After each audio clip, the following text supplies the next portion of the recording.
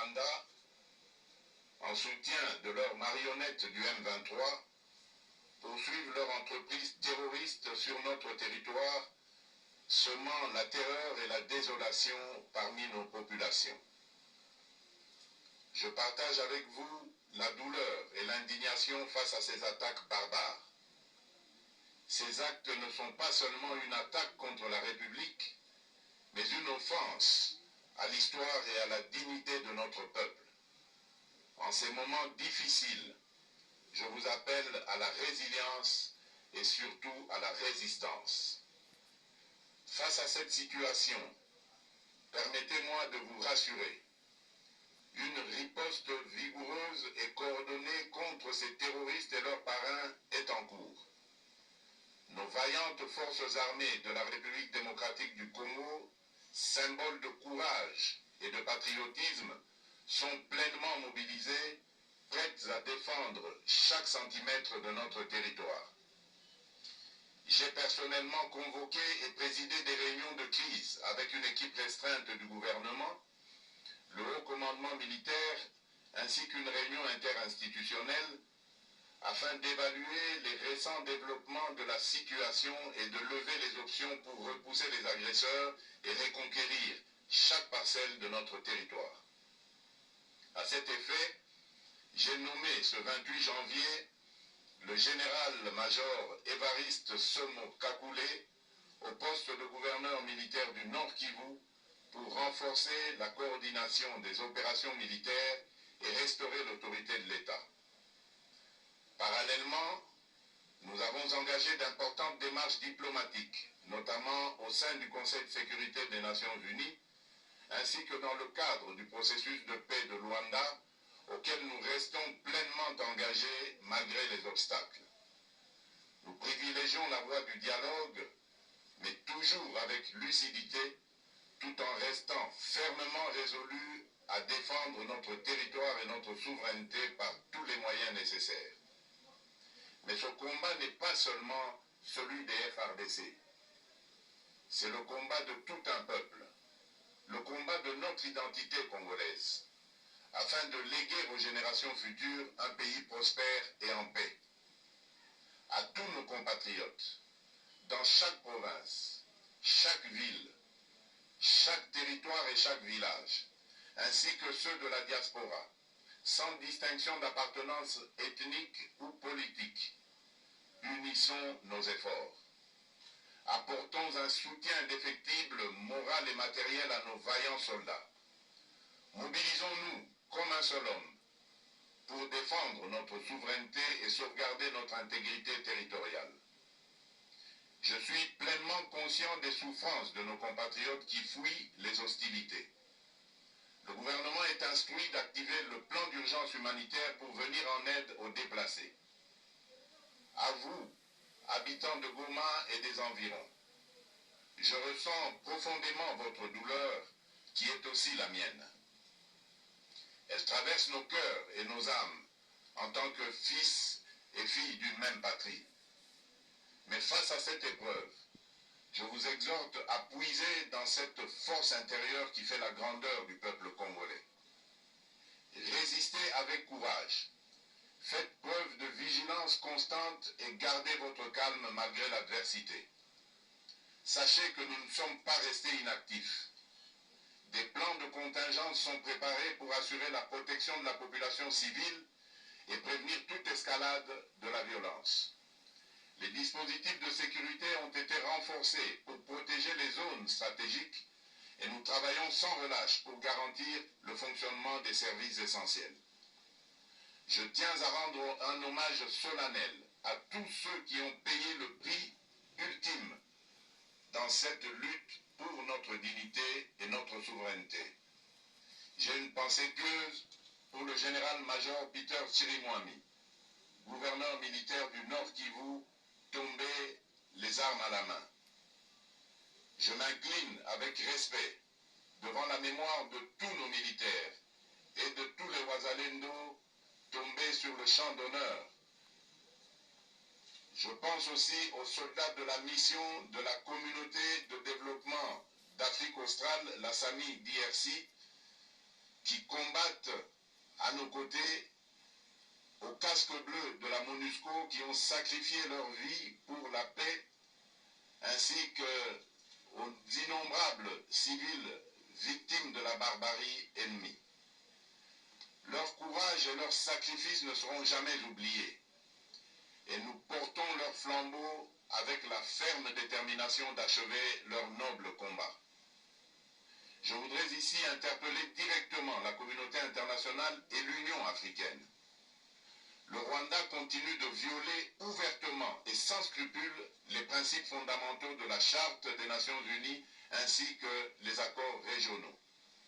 Pire, ces agissements se déroulent dans une impunité totale et ce avec un mépris manifeste des règles internationales et des valeurs que ces institutions sont censées défendre.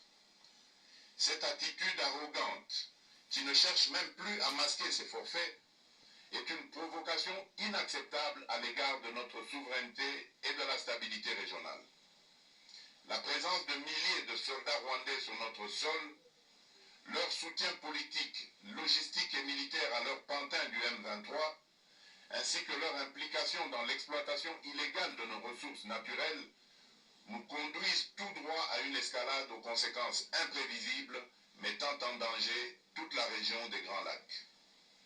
Votre silence et votre inaction face à la barbarie du régime de Kigali et aux atrocités perpétrées par ces supplétifs sur notre territoire constituent un affront non seulement à la République démocratique du Congo, mais également aux valeurs universelles de justice et de paix. Le peuple congolais prend acte de cette passivité qui frôle la complicité. Soyez sûrs d'une chose, la République démocratique du Congo ne se laissera pas humilier ni écraser. Nous nous battrons et nous triompherons. Congolaises et Congolais, l'heure est certainement grave, mais notre détermination est encore plus inébranlable. Ce moment critique nous offre l'opportunité de montrer au monde ce qui fait notre force, c'est-à-dire notre unité sans laquelle tous nos efforts seraient vains. Je vous appelle à être vigilants, mais à ne pas céder à la haine, aux divisions ou à la violence. Je condamne avec la plus grande fermeté les actes de vandalisme et de pillage qui ont visé certaines missions diplomatiques accréditées en République démocratique du Congo, ainsi que des intérêts privés dans la ville de Kinshasa.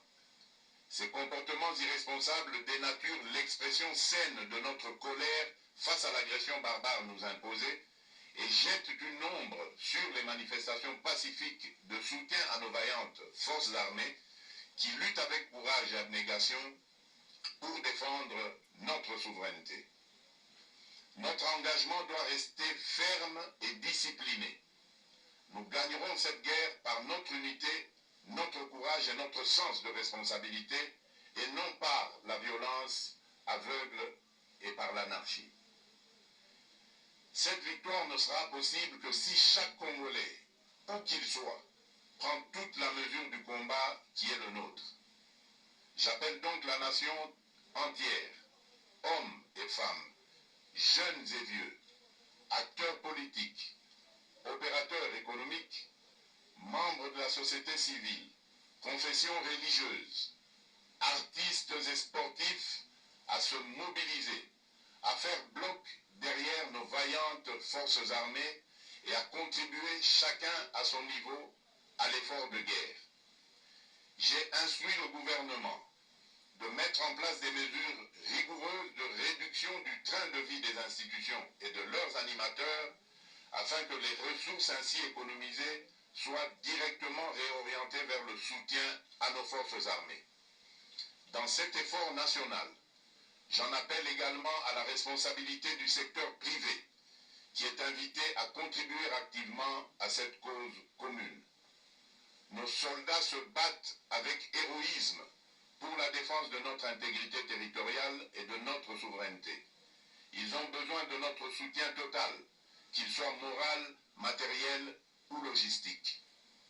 À la jeunesse congolaise, pilier et espoir de notre nation, je vous exhorte à répondre massivement à l'appel de la patrie.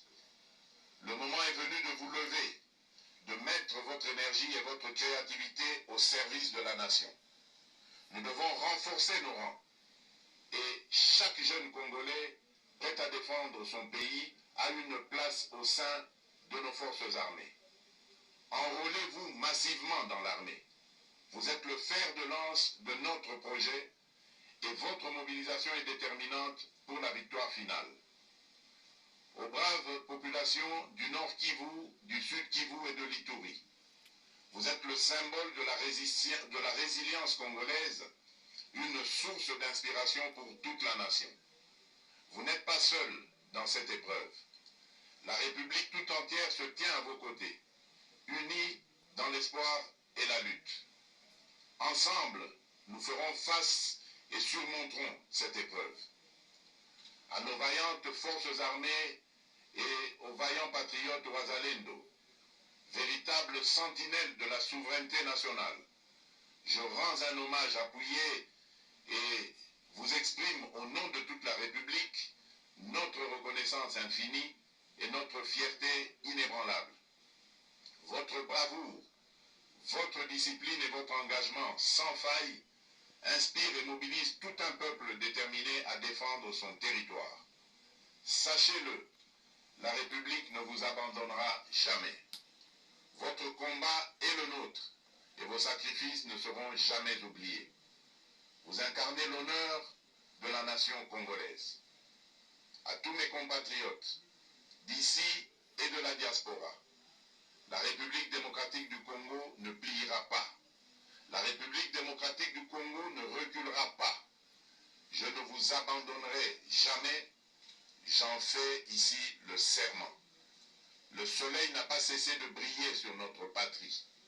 Ensemble, main dans la main, nous surmonterons cette tempête et nous ouvrirons une ère nouvelle de paix et de prospérité pour les générations futures.